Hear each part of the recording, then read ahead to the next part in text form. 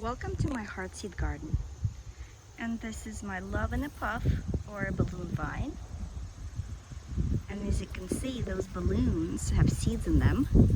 We can't see the seeds, they're inside, but I'll show you how to collect them and save them for next spring. I love these.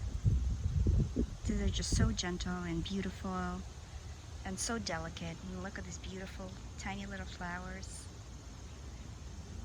And it's just such a beautiful addition to my garden.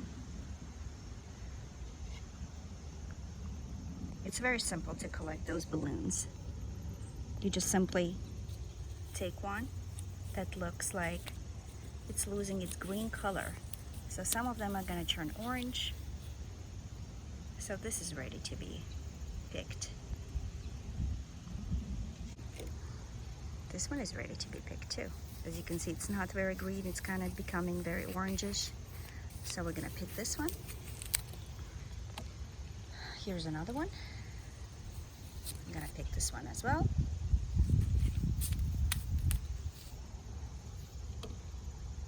Maybe these two.